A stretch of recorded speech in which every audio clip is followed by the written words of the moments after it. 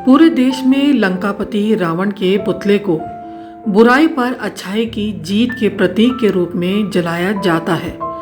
हर वर्ष की तरह इस वर्ष भी पूरे देश में दशहरा धूमधाम से मनाया जाएगा और रावण का पुतला भी जलाया जाएगा।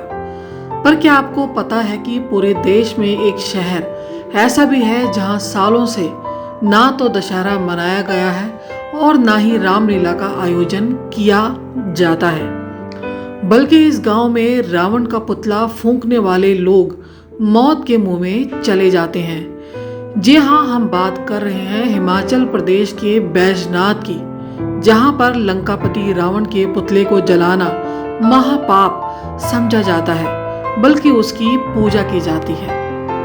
दशहरा ना मनाने की परंपरा यहाँ कई दशकों से है, लेकिन 70 के दशक में अन्य स्थानों में रावण के पुतले को जलाने की परंपरा को देखते हुए यहाँ भी कुछ लोगों ने दशहरा मनाना शुरू किया।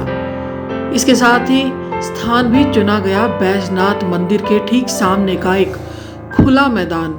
परंपरा भी शुरू हुई, लेकिन उसके परिणाम घातक होने लगे। जिसने पहले दशहरे पर रावण को आग लगाई, वो अगले दशहरे तक जीवित नहीं था। ऐसा एक बार नहीं, 2 से 3 बार हुआ। इस उत्सव में भाग लेने वाले लोगों को भी कई तरह की परेशानियों का सामना करना पड़ा था। फिर सबका ध्यान इस तरफ गया कि रावण तो भगवान भोलेनाथ का परम भक्त था।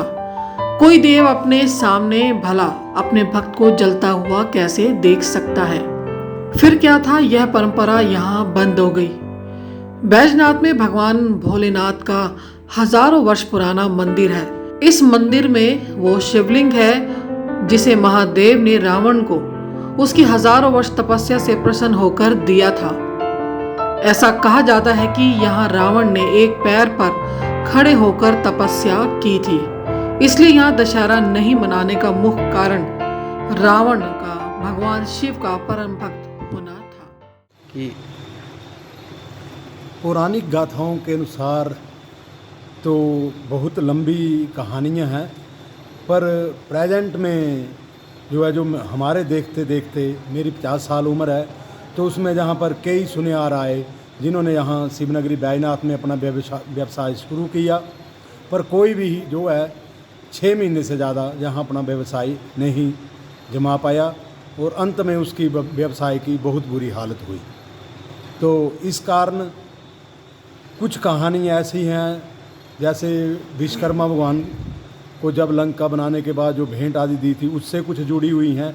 वो इतनी लंबी स्टोरियां हैं कि जिन्हें कि इतने थोड़े समय में मैं नहीं बता सकता।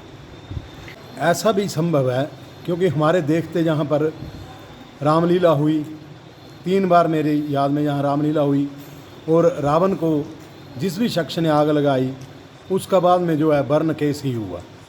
तो इसके साथ ही जो है सुनियार की दुकान वाली स्टोरी भी इसके साथ ही जुड़ी हुई है। ताज़ा खबरों से जुड़े रहने के लिए सब्सक्राइब करें राष्ट्रीय खबर टीवी और बेल आइकन दबाना ना भूलें।